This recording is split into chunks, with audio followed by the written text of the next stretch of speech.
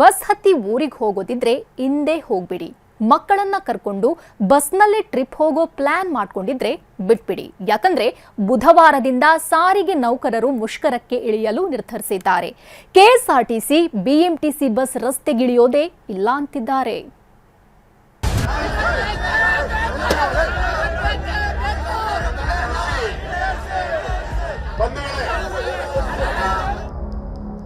ವೇತನ ಹೆಚ್ಚಳ ಮಾಡಿದ್ರೂ ಜಗ್ಗುತ್ತಿಲ್ಲ, ಹಿಂಬಾಕಿ ಹಣ ರಿಲೀಸ್ ಮಾಡಿದ್ರೂ ಪಟ್ಟು ಸಡಿಲಿಸ್ತಿಲ್ಲ. ಇವೆಲ್ಲ ಮೂಗಿಗೆ ತುಪ್ಪ ಅಂತಿರೋ ಸಾರಿಗೆ ನೌಕರರು ಬೇಡಿಕೆ ಈಡೇರಲೇಬೇಕು ಅಂತ ಪಟ್ಟು ಹಿಡಿದಿದ್ದಾರೆ. ಸಂಧಾನ ಸಭೆಗಳೆಲ್ಲ ವಿಫಲವಾಗಿದ್ದು ಬುಧವಾರದಿಂದಲೇ ಮುಷ್ಕರ ಆರಂಭಿಸಲು ನಿರ್ಧರಿಸಿದ್ದಾರೆ.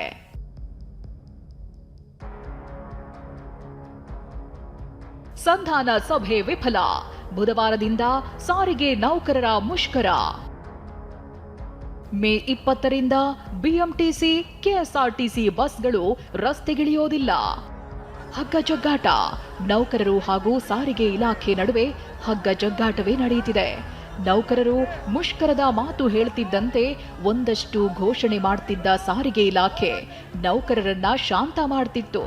ಆದ್ರೀಗ ಸಂಧಾನದ ಸಭೆಗಳೆಲ್ಲ ವಿಫಲವಾಗಿದ್ದು ಬುಧವಾರದಿಂದ ಅಂದ್ರೆ ಮೇ 20ರಿಂದ ಬಸ್ ಓಡಿಸಲ್ಲ ಅಂತ ಸಾರಿಗೆ ನೌಕರರು ಖಡಕ್ ನಿರ್ಧಾರ ಕೈಗೊಂಡಿದ್ದಾರೆ.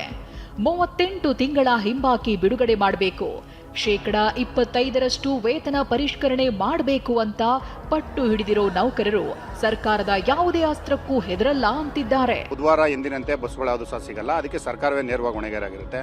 ಎಸ್ಮಾ ಜಾರಿ ಮಾಡ್ತಕ್ಕಂಥದ್ದು, ಪೊಲೀಸ್ ಬೆದರಿಕೆ ಆಗ್ತಕ್ಕಂಥದ್ದು, ಸರ್ಕಾರವನ್ನು ಬಳಸ್ಕೊಂಡು ಕಾರ್ಮಿಕರನ್ನ ತಿಕ್ತಕ್ಕಂಥ ಕೆಲಸ ಮಾಡ್ತಕ್ಕಂಥದ್ದು, ಮತ್ತೆ ಈಗ already no work no pay ಮಾಡ್ತಕ್ಕಂಥದ್ದು.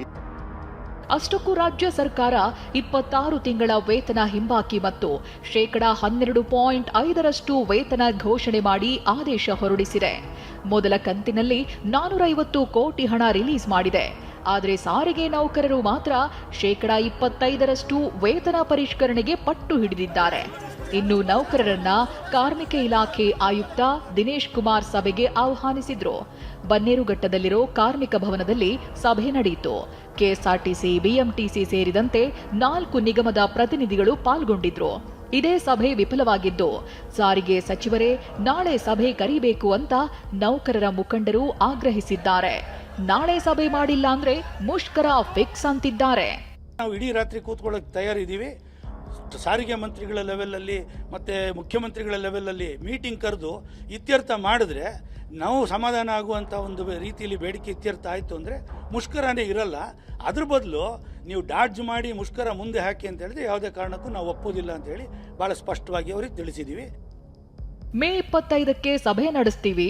ಸದ್ಯ SSLC ರೀ ಎಕ್ಸಾಮ್ ಇದ್ದು ಮುಷ್ಕರ ಬೇಡ ಅಂತ ಸಾರಿಗೆ ಇಲಾಖೆ ಮನವಿ ಮಾಡಿದೆ. ಆದರೆ ನೌಕರರು ಮಾತ್ರ ಪಟ್ಟು ಸಡಿಲಿಸ್ತಿಲ್ಲ. ಅಷ್ಟಕ್ಕೂ ಸಾರಿಗೆ ನೌಕರರ ಬೇಡಿಕೆ ಏನು ಅನ್ನೋದನ್ನೇ ತೋರಿಸ್ತೀವಿ ನೋಡಿ. %25 ವೇತನ ಪರಿಷ್ಕರಣೆಗೆ ಸಾರಿಗೆ ನೌಕರರು ಪಟ್ಟು ಹಿಡಿದಿದ್ದಾರೆ. %12.5 ವೇತನ ಹೆಚ್ಚಳ ಮಾಡಿ ಸರ್ಕಾರ ಆದೇಶಿಸಿದೆ. ಈ ಪರಿಷ್ಕರಣೆಯನ್ನ ಏಪ್ರಿಲ್ 2025ರಿಂದ ಅನ್ವಯವಾಗುವಂತೆ ಮಾಡಿದೆ. ಈ ವೇತನ ಪರಿಷ್ಕರಣೆಯನ್ನ ಒಪ್ಪದ ನೌಕರರು 2024 ಏಪ್ರಿಲ್ನಿಂದ ಜಾರಿಯಾಗುವಂತೆ ವೇತನ ಪರಿಷ್ಕರಿಸಬೇಕು ಅಂತ ಆಗ್ರಹಿಸಿದ್ದಾರೆ. ಹಾಗೆಯೇ 26 ತಿಂಗಳ ಹಿಂಬಾಕಿ ನೀಡಲು ಸರ್ಕಾರ ಆದೇಶಿಸಿದೆ. 38 ತಿಂಗಳ ಹಿಂಬಾಕಿ ನೀಡಬೇಕು ಅನ್ನೋದು ನೌಕರರ ಒತ್ತಾಯವಾಗಿದೆ. ಕೆಲಸ ಮಾಡಿದಷ್ಟೇ ಸಂಬಳ ಎಂದ ಸಾರಿಗೆ ಇಲಾಖೆ.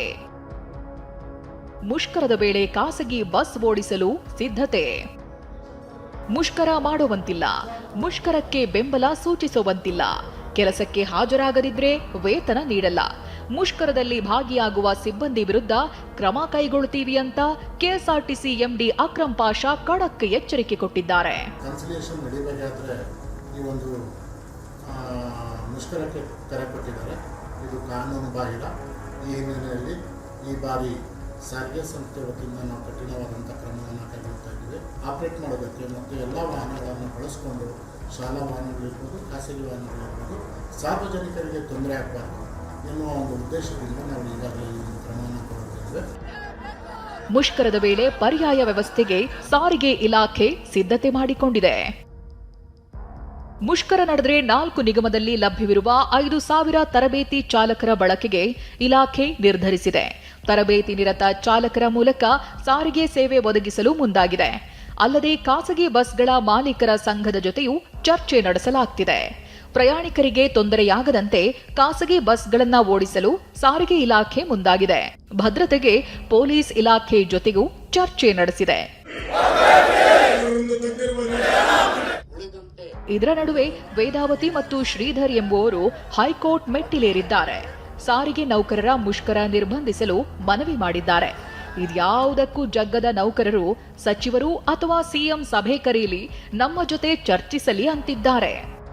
ಕಿರಣ್ ಸೂರ್ಯ, ಟಿವಿ9 ಬೆಂಗಳೂರು.